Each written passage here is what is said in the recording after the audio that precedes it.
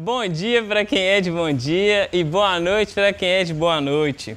Estamos aqui hoje para falar de uma técnica construtiva com terra, muito difundida por todo o Brasil, muito conhecida, muito resistente e uma técnica econômica e, ao meu ver e ao meu gosto, a minha preferida. É o famoso pau a pique. Muitas pessoas também conhecem como taipa de enchimento, taipa de mão, bambu a pique, dentre outros nomes populares que também são conhecidos. O pau a pique é uma técnica que podemos dizer que é brasileira, uma das poucas técnicas que podemos dizer que é brasileira, pois temos na arquitetura vernácula, na arquitetura, a construção com terra, diversas técnicas que foram trazidas tanto no momento da invasão portuguesa, quanto também com a diáspora africana, com os negros que trouxeram e negras que trouxeram as técnicas de construção com terra. Principalmente o adobe, que é o tijolo de terra secado ao sol, e a trama de madeira preenchida com terra, muito tradicional entre os mouros, no norte da África. Então, por influência e uma miscigenação de culturas, essas técnicas chegaram no Brasil e aqui também sofreram adaptações para algumas alterações para adaptar ao clima e à disposição de materiais locais no país. Atualmente, desde a década de 70, vem se fazendo questionamentos ambientais quanto aos usos dos materiais de construção convencionais, industrializados, e o resgate, né, que não é uma palavra adequada porque ela nunca deixou de ser usada, mas uma valorização dessas técnicas e tradicionais de construção com terra no Brasil, muito difundidas e utilizadas pelos indígenas em algumas etnias e por quilombos até os dias de hoje, dentre outras comunidades rurais por todo o país. Então, desde a década de 70, com esse questionamento, passou-se a investir mais no uso do bambu ao invés das varas de madeira. Porque para você fazer um pau a pique com madeira, né, com pau a pique, madeira a pique em pé, você tem que abrir uma capoeira, você tem que tirar a madeira da mata, ao passo que usando o bambu você consegue utilizar de uma toceira apenas, conseguir construir uma casa toda, né, dependendo do tamanho da casa. Essa construção aqui mesmo a gente usou meia toceira de uma toceira já adulta, assim, madura.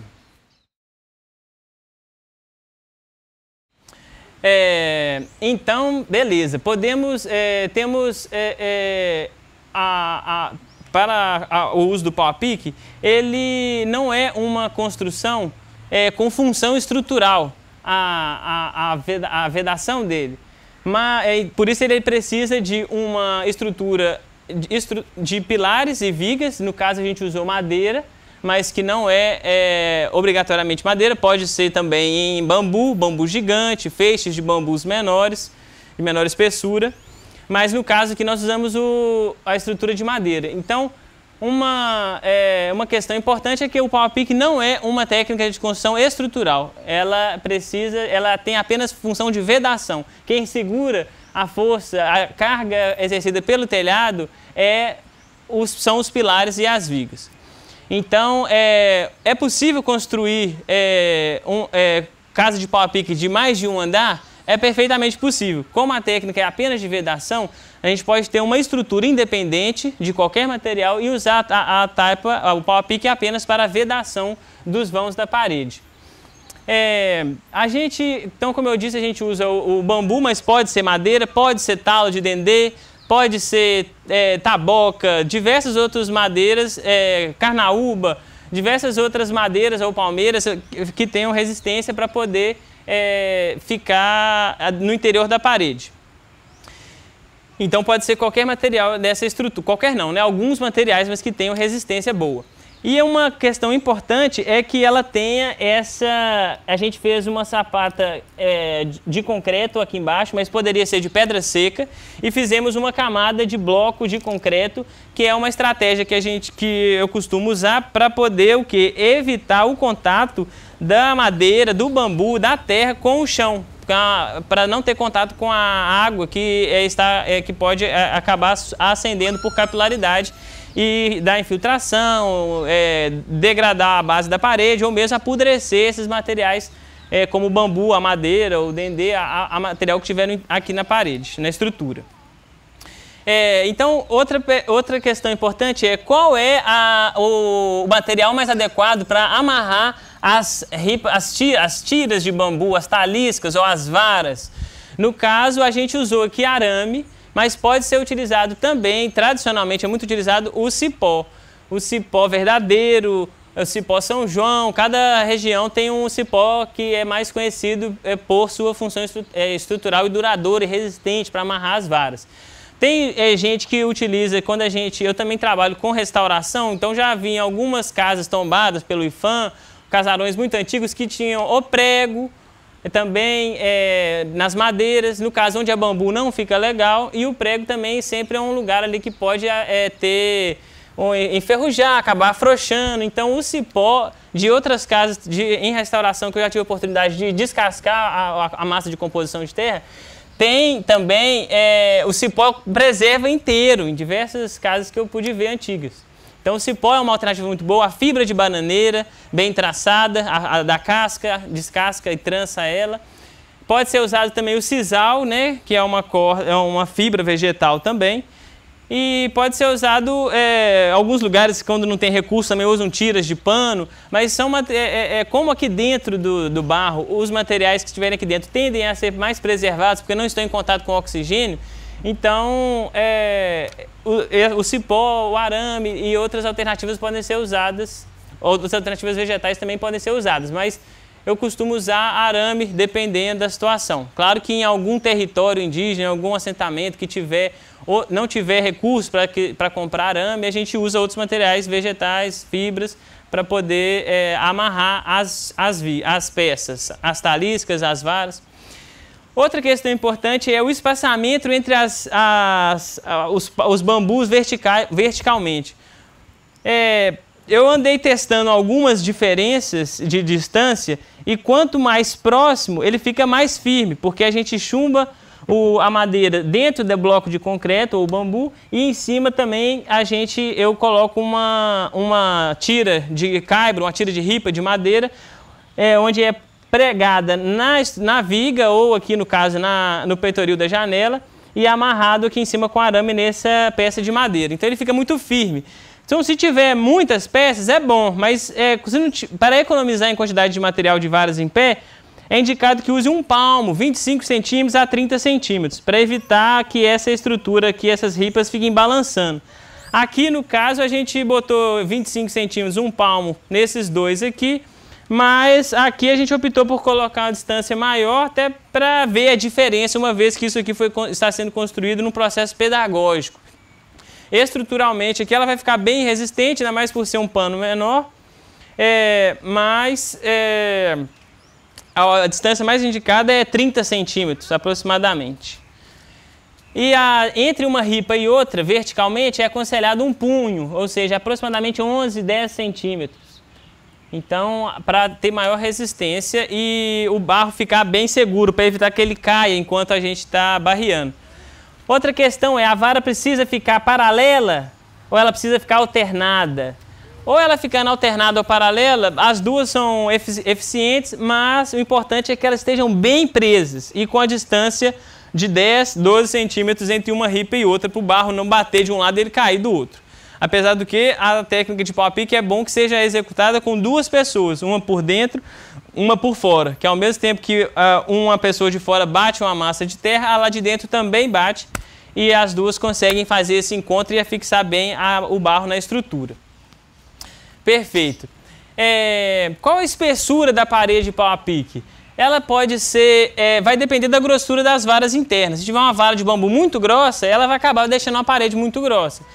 Mas eu gosto de usar a medida de 15 centímetros, porque com um bambu de aproximadamente 5 centímetros de diâmetro e com as ripas dos dois lados, você consegue encher a massa de barro, ainda tem espaço para um reboco, acabando ele faceando com as madeiras da estrutura e faceando com a largura do bloco de concreto, que tem 14 centímetros e é uma espessura adequada tanto para conforto térmico quanto acústico. Já é um barranco de terra com 15 centímetros de espessura, ele é bem resistente tanto a impacto, quanto a barulho, quanto a temperatura. Em relação à espessura da parede, como a gente disse, 14, 15 centímetros, acompanhando a largura do bloco de concreto que está aqui embaixo na nossa viga baldrame, que é o nome correto. Antigamente era usado também, tradicionalmente, uma peça de madeira bem resistente, braúna, uma peça de madeira resistente à umidade, e ela era colocada embaixo, eram feitos furos nelas e encaixadas as varas. Ou colocado ou até mesmo com pua ou com brasa para fazer o fogo, o buraco ali onde as varas vão ser encaixadas. Mas no caso a gente está usando um bloco de concreto para colocar as varas lá dentro, para ter uma maior durabilidade e resistência à umidade, ascendente por capilaridade. E uma outra dica importante é que a gente construa primeiro o telhado. Aqui no caso a gente não construiu o telhado primeiro por conta do pedido de telhas que foi feito, não chegou a tempo da vontade de começar a obra da necessidade.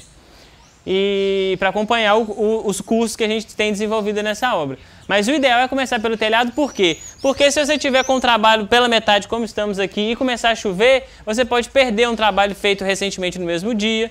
No caso aqui que a parede já estava seca e choveu, ela não chove, ela não fica mole a ponto de derreter, mas ela molha e vai demorar mais uns dias para secar. Então, se tiver com o telhado, você fica com o telhado, a parede seca, e já pode trabalhar aqui embaixo.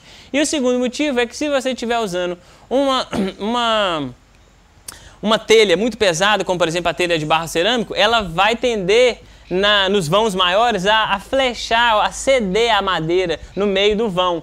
E se a parede de pau-a-pique já estiver pronta, já rebocada, por exemplo, e você coloca o telhado, pode querer trincar em alguns pontos de descarga do peso do telhado. Quais os cuidados que a gente deve ter para maior durabilidade da construção com terra, seja da parede da casa de pau-a-pique, seja de adobe ou outra construção com terra? São duas coisas. É um bom beiral, um telhado com beiral de 60 centímetros, e a outra indicação para maior durabilidade é suspender a casa do contato com a terra, em aproximadamente 30 centímetros.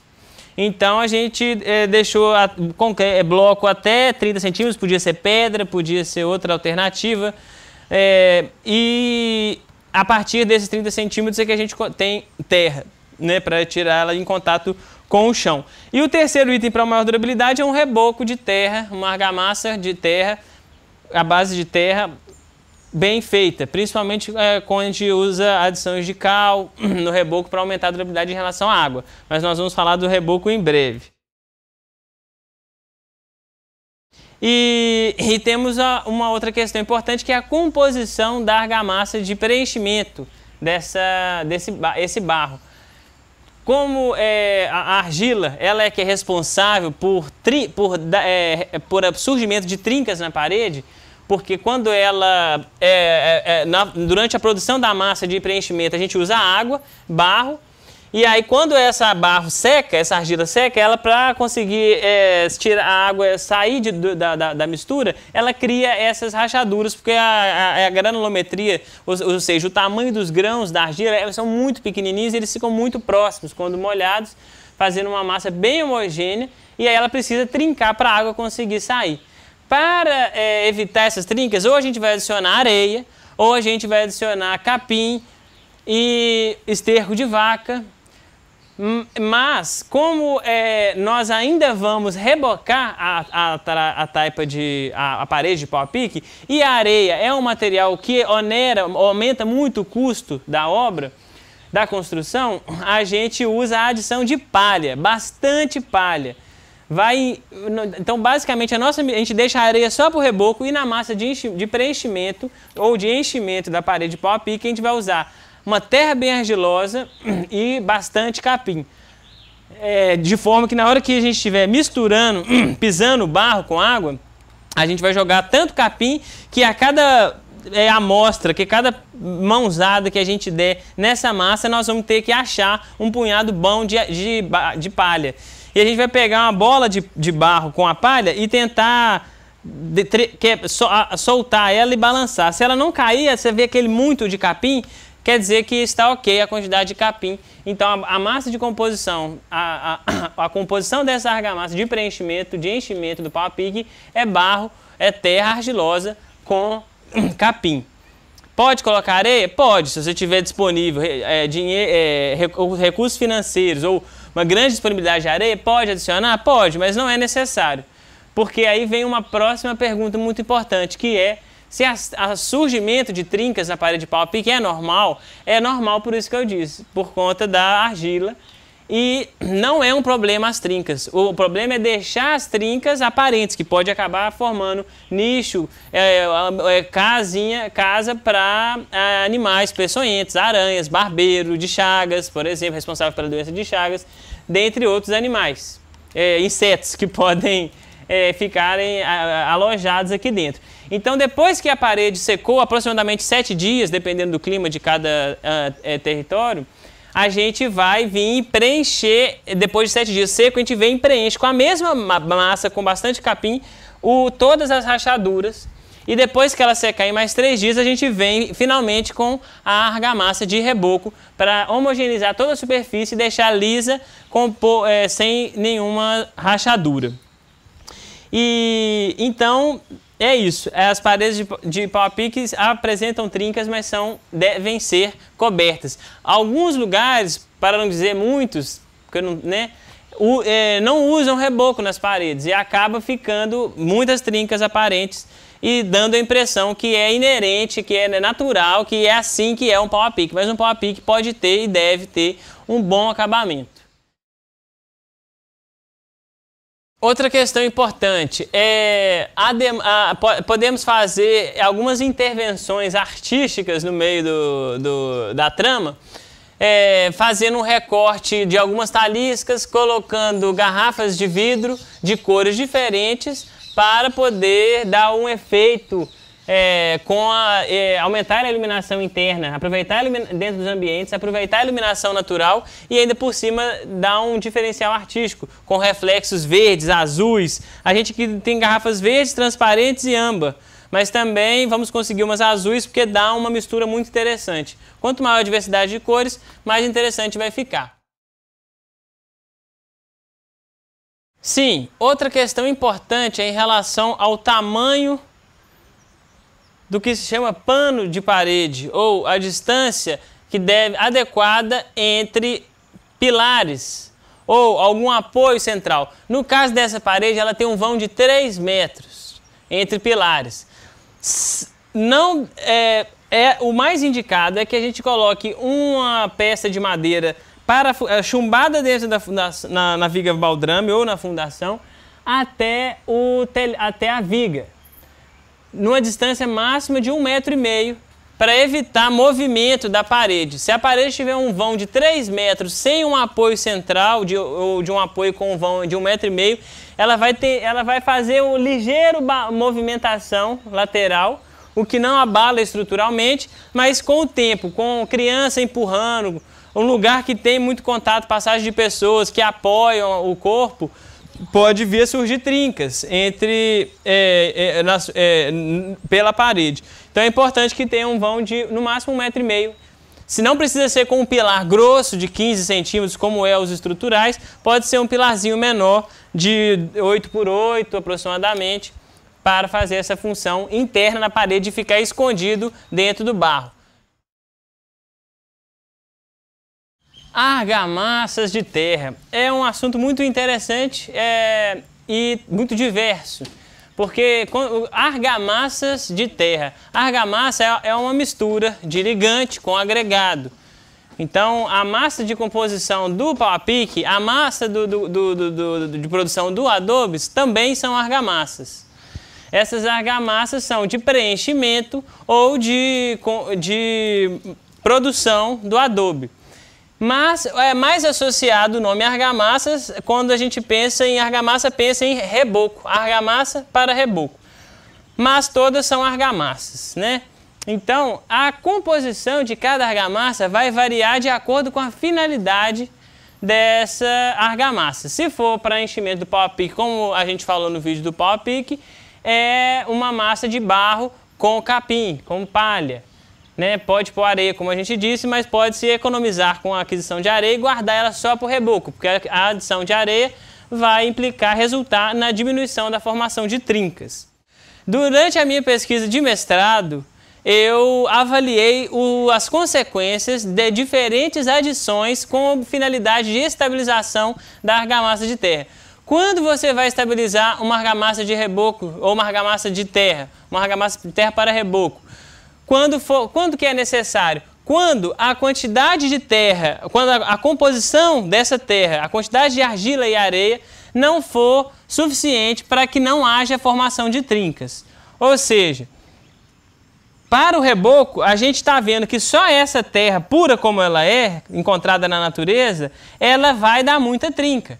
O que vai ser responsável por diminuir as trincas vai ser a adição de areia. Então nós vamos ter que testar um traço de uma parte de terra para uma parte de areia e rebocar um pedaço aqui. Duas partes de areia para uma parte de terra, nós vamos rebocar outro pedacinho. 3 partes de areia para uma de terra, vamos rebocar outro pedacinho. E vamos fazer uma de 4 de areia e rebocar um pedacinho. Então, assim, experimentando é que a gente vai saber qual é a composição adequada para a terra que cada pessoa tem no seu território. Eu não tenho como dar uma receita pronta assim de 2, 3 de areia, 1 de terra, porque cada solo tem uma composição natural. Às vezes um solo, eu já trabalhei com solos que não precisou de adicionar areia, porque ele já tinha naturalmente uma quantidade grande de areia e uma quantidade menor de argila. Só a adição de areia vai estabilizar e vai tirar a trinca? Sim.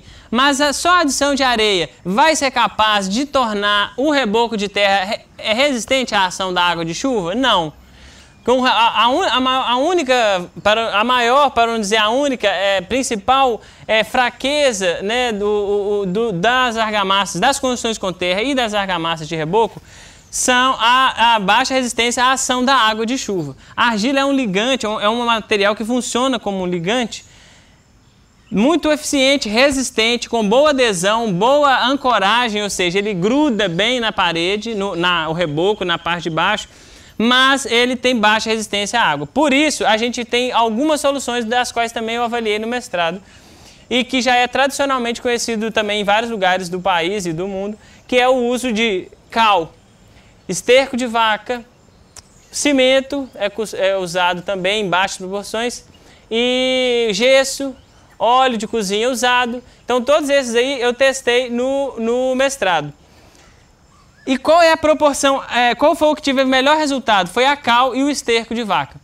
E qual a proporção? É 5, no máximo 10% em termos de volume, né? Ou seja, para cada, vamos supor se a massa tiver, a soma de areia com terra são 10 baldes de areia com terra, né? Se for 3 para 1, vamos botar 6 baldes de areia para 2 baldes de terra para 1 balde de cal. Aí, ou seja, 5 a 10% do volume de a terra com areia a gente vai adicionar a cal, que aí ela vai tornar a parede resistente à água de chuva sem perder a propriedade da transpiração. Por isso que o reboco de terra tem que ser à base de terra, porque pela comunicação química entre os materiais, como a construção com terra, ela absorve e libera a umidade do meio, evitando assim mofo dentro de casa, equilibrando a umidade do interior da casa, contribuindo para diminuir problemas de respiração dentro de casa, ela precisa de transpirar. Se você vem e reboca, como em alguns lugares a gente encontra um reboco puro de areia com cimento, 6 para 1, 3 para 1, de areia com cimento, e você reboca a parede, dos dois lados esse reboco vai estufar a umidade que está presa na parede, vai querer sair, não vai encontrar o lugar para sair por conta da impermeabilidade do cimento com a areia e vai ficar a umidade retida entre os dois materiais, vai dar bolha de umidade, vai estufar e vai cair por onde a umidade vai conseguir sair. O que é possível, e eu já vi, é rebocar um dos dois lados, caso a pessoa queira assentar cerâmica, por exemplo. né? Aí dá para fazer um reboco de solo, cal, que é mais indicado do que o cimento, tanto pela questão da transpiração, da impermeabilização, que a cal permite a maior respiração, e mais porque quimicamente a argila trabalha melhor com a cal, né, do que com os elementos químicos da composição do cimento. Então, é isto. Outra coisa que eu observei, que podemos adicionar, que eu falei dos dois resultados melhores, foram o esterco e a cal. A cal adicionada entre 5%, 5% já é suficiente, que foi o que eu obtive de resposta no mestrado, já é suficiente para manter, para chover e ela não desmanchar, ela não sair. E 10% de esterco de vaca, que é muito eficiente para evitar as trincas, porque ele também tem microfibras do capim comido pela vaca e sai no cocô, eles quase todos digeridos, mas com pedacinhos consideráveis de no máximo 1 centímetro. Você deixa secar, passa na peneira e usa na massa 10%, ou usa ele fresco também, aí usa uma porcentagem um pouco maior, 20%. Porque ele tem muita água, né? E para manter a proporção da quantidade de fibras. Reações químicas que ocorrem também dentro dos materiais que tem no esterco de vaca com o que tem na argila. Isso também contribui para criar propriedades cimentícias e evitar e aumentar a resistência à água de chuva. Primeira coisa que a gente vai fazer é esperar 7 dias a parede secar, ou o tanto de dias necessários para que ela fique seca, com esse aspecto, esse tom de cor mais claro, mais claro do que quando está vermelho, o barro bem molhado, como está a terra no chão.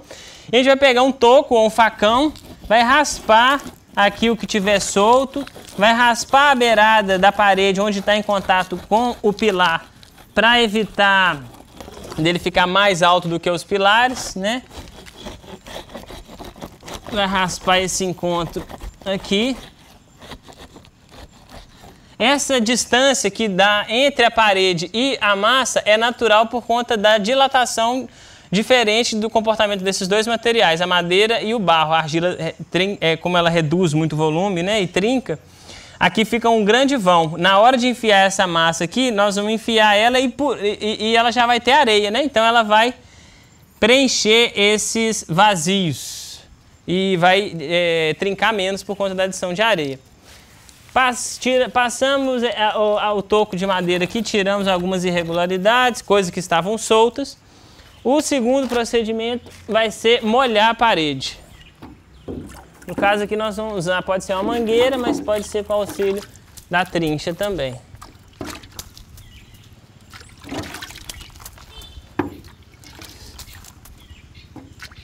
Por quê? Porque se a gente bate a massa aqui, ela vai molhar, a parede vai puxar ela muito rápido e vai acabar trincando o reboco. Vai tirar a umidade que está no reboco para a parede.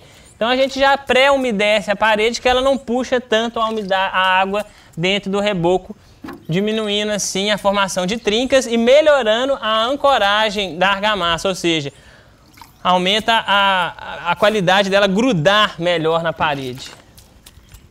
Então a gente molha bem. Beleza, enquanto isso a gente vai fazer aqui os traços. Como unidade de medida aqui, nós vamos usar esse baldinho. Então nós vamos fazer um traço, o traço de reboco puro, não vai precisar da gente fazer porque aqui já está a terra pura, demonstrando quantidade de trincas. Essa terra já está peneirada, a areia também, para a gente não ter pedras indesejáveis no reboco, que atrapalha.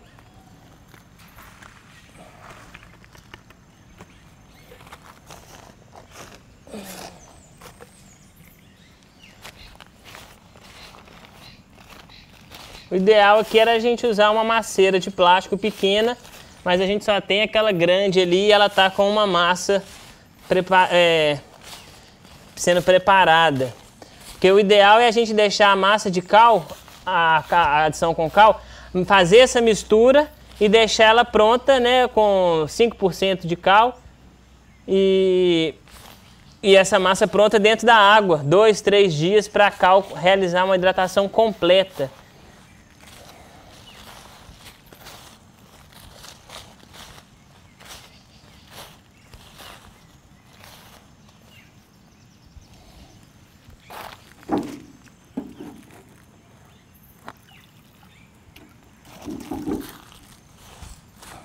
O ponto da massa é bem úmida, suficiente para ela espalhar pela parede. Bem mais molhada do que o ponto do composição do reboco, do pau a pique. Se for mole demais, ela escorre, né? Tem que ser um ponto mais seco. Mas o segredo também é ela estar homogênea, bem misturada, igual a massa de bolo também. Quanto mais homogênea, melhor é o resultado do bolo. A mesma coisa são as argamassas de terra, para a argila hidratar completamente, realizar as reações químicas que ocorrem.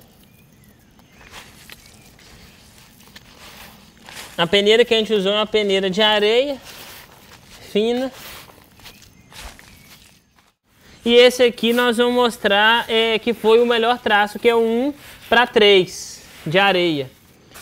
Esse foi o que teve o melhor resultado e é o que a gente vai aplicar aqui na parede da obra, porque já é uma parede oficial, né? Uma parede que vai já estar pronta, esse pedaço da parede. Então vamos dar mais uma molhada na parede. Podia ser com uma mangueira também, uma mangueirada leve para a parede umedecer. E aí vamos aplicar a massa nesse ponto bem mole.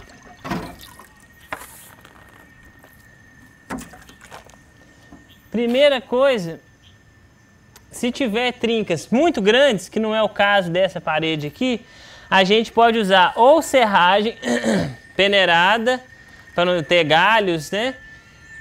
Ou pedaços de capim também, para a gente misturar em algum pedaço da massa e cobrir só as trincas. Pode fazer uma massa separada menor só para cobrir trinca, com palha ou serragem. Se for a palha, nós não vamos usar o capim grande, nós vamos usar o capim e botar ele num toco de madeira e cortar com o facão tamanhos de até no máximo 5 centímetros, para não ficar muito grande. Pedaços como esse assim, ó. Aí a gente vai enfiar aqui na massa, nessas trincas maiores. Por exemplo, aqui, ó. É uma trinca considerável, que você consegue ver lá dentro. Então a gente vai pegar aqui, ó, e vir preencher e enfiar lá dentro dela. Eu gosto de fazer isso para ter certeza que não vão ficar buracos estruturais ou, né, vazios que possa depois sofrer alguma trinca com alguém bater aqui, esbarrar um móvel. Então essa massa daqui dos buracos maiores, ela leva capim ainda. Essas que são muito pequenas, assim, que o dedo não vai entrar, a própria massa do reboco, quando a gente empurrar ou com a desempenadeira ou com a mão, ela vai ser coberta. Então, usar desempenadeira ou usar as mãos? Se você usar desempenadeira, a parede vai ficar reta, com aspecto de alvenaria convencional. Há quem goste, mas eu particularmente gosto do aspecto mais rústico, sem trincas, lisa a parede, mas com alguma ondulação. Se a parede ficar muito reta, eu não acho muita graça. Eu gosto dela com algumas ondulações. Então, coberto as principais trincas, que a gente já conseguiu cobrir aqui, a gente vai vir agora com a massa bem mole e vamos aplicar na parede. Sempre de baixo para cima. Nós não vamos rebocar com essa massa que ainda não tem cal. Se ela tiver cal, a gente já pode passar no bloco. Se ela não tiver cal, a gente não vai passar. A gente vai passar só até o limite do bloco. Como essa aqui ainda não tem cal, a gente vai usar ela só a partir do bloco para cima. Então, alguma pedrinha ainda ficou, porque a terra estava molhada depois que a gente peneirou, ela pegou uma chuvinha e misturou com outra.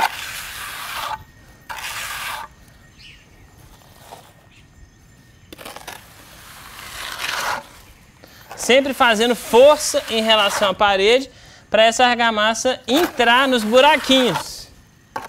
E por isso ela tem que estar bem líquida, bem pastosa. E olha pra você ver, ela fica com aspecto liso por conta da quantidade de de areia e proporção ideal que ficou, que eu não disse, mas é entre 60% e 70% de areia e entre 70% a 80% de areia e entre 20% e 30% de argila com silt, que é outro componente que existe no solo naturalmente e que depois a gente pode falar dele. Pode rebocar com a mão aqui? Pode. Enfiando e fazendo pressão de forma mais pontual, onde a gente vê que tem trincas maiores. Pode fazer uma primeira vez com a mão e depois vir com a segunda camada por cima para ficar mais lisinho? Pode também. Aí ela vai ficar com esse aspecto mais rústico. Outra coisa que eu gosto de usar, em vez de ser com a mão pura, pode ser com a luva de borracha, porque aí ela fica mais homogênea ainda. No final de passar a desempenadeira ou a mão, a gente vai vir aqui.